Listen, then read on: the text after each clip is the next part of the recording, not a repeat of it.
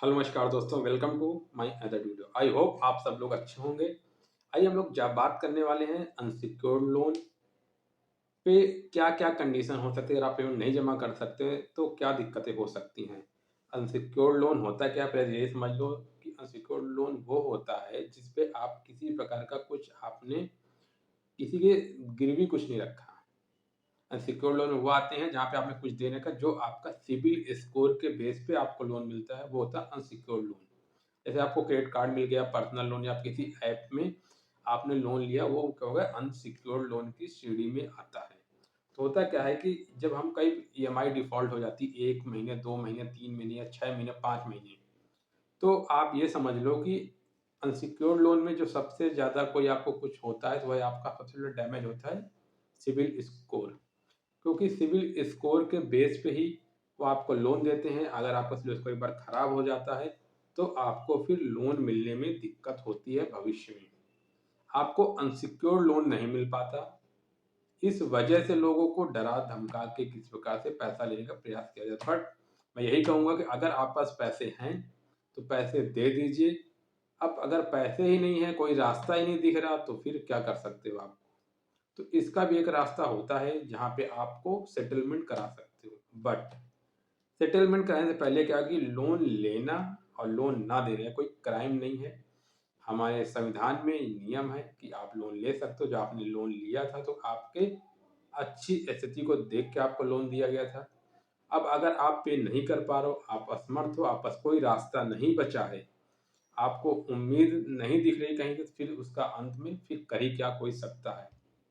तो इस कंडीशन में होता है क्या, कि आपको के पास एक रास्ता होता है, वो है आपका सेटलमेंट का रास्ता।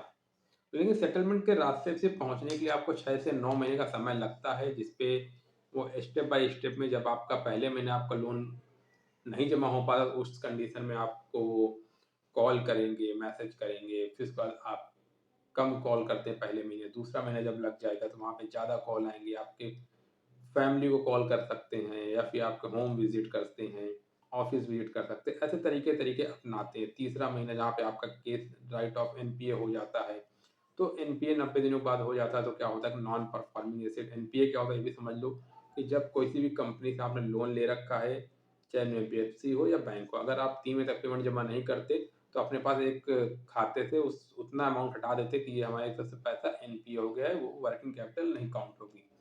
जिससे कि वो पैसा एक तरह से अपने लिए मान लेते हैं कि हमारा पैसा मरा हुआ है, कब आएगा उम्मीद नहीं है। 6 महीने, 1 साल, 2 साल लग सकते हैं आने में, या हो सकता है ना भी आए। कुछ भी हो सकता है, व्हाटएवर एनी सिचुएशन, कुछ भी उस कंडीशन पे हो सकता है, तो उसमें ये होता है।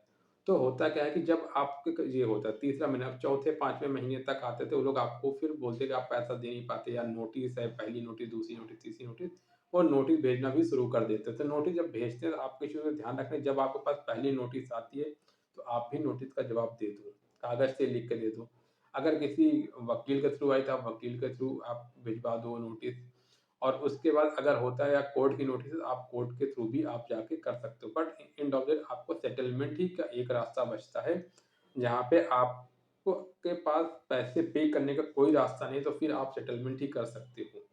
और सेटलमेंट को भी करने के लिए बहुत चीज़ें, कई बार लोग गलती कर देते हैं कि टोटल ब्याज के साथ। तो हमेशा जो, अगर आप पर्सनल लोन या क्रेडिट कार्ड का जो सेटलमेंट आपको करना है, वो आपको प्रिंसिपल अमाउंट के 25 से 30% भी होना चाहिए। अब ये केस 6 महीने अगर पुराना है, तो थोड़ा-सा हो सकता है आपको ऑफ़र कम मिले। बट कभी भी इस चीज़ को याद रखें, मेरे को लोन सेटलमेंट करना है, ये आपको नहीं बोलना, सामने से बैंक या एनबीएफसी पे करेगी। मैं फिर से बोलता हूँ, अगर आपके पास पैसे हैं, तो आप पैसे पे करो। अगर कोई रास्ता नहीं है, तो आपको ये अंतिम सबसे बड़ा रास्ता यही अपनाना है कि फिर सेटलमेंट ही करना होगा। बट सेटलमेंट हमेशा प्रिंसिपल अमाउंट के 25 से 30%, 35% तक में ही होता है। वो डिपेंड करता है कि आप कैसे कन्वर्सेशन करते हो, किस प्रकार से आपकी बात आपस में बनती है। आप सेटलमेंट बैंक के साथ डायरेक्ट करते हो या कोर्ट के थ्रू करते हो। दोनों रास्ते अपनी जगह सही होते हैं, लेकिन वो है कि बस गलत तरीके से पैसे नहीं देना, डॉक्यूमेंटेशन के साथ, प्रोसेस के साथ चीज़ों को फॉलो करना है। तो अनसिक्योर्ड लोन में यही बेसिक चीज़ें होती हैं। अनसिक्योर्ड लोन का सिंपल है, कुछ आपने लिया नहीं, दिया नहीं, तो ये है कि आप एंड ऑफ द पैसा जमा नहीं कर पाओ, कोई रास्ता दिक्कत है, तो आपका सिविल स्कोर ही खराब होगा, और कोई समस्या वाली बात नहीं होती है। बट सिविल स्कोर खराब से आप उसको सेटलमेंट करा सकते हो, तो आप तब अपना पीछा इन लोगों से छुटा सकते हो। तो बहुत ज़्यादा डरने की बात नहीं है, सिचुएशन की बात नहीं, पर आपको चीज़ों को हैंडल करना आना चाहिए। आप चीज़ों को समझना चाहिए कि हाँ, ये चीज़ें बहुत ज़्यादा क्रिएट होगी, बाद में प्रॉब्लम आएगी, मल्टीपल कॉल आएँगे, बट आप उनको किस प्रकार से कूल होके हैंडल करो और आप ये सिचुएशन क्लियर कर लो कि आप पैसे दे सकते हो, ठीक है, नहीं इस एंड ऑफ द सेटलमेंट करना है, बट अपने मुँह से कभी नहीं बोलना मुझे सेटलमेंट करना है, चीज़ों को वेट करना है एंड ऑफ द डे तक। जब तक सामने से ऑफर नहीं है, जब तक आपको ये चीज़ नहीं करनी है। तो यही चीज़ें होती हैं अनसिक्योर्ड लोन में। तो किसी प्रकार से डरने की ज़रूरत नहीं है, चीज़ों से निपटने की ज़रूरत है और आप टाइम दोगे चीज़ समझ में आने लगेंगी, परेशान होने की ज़रूरत नहीं है। आप इससे निकल सकते हो अनसिक्योर्ड लोन या क्रेडिट कार्ड की समस्याओं से, बहुत आसानी निकलना, बस परेशान नहीं होना है। दोस्तों, आज के लिए इतना ही। दोस्तों वीडियो अच्छी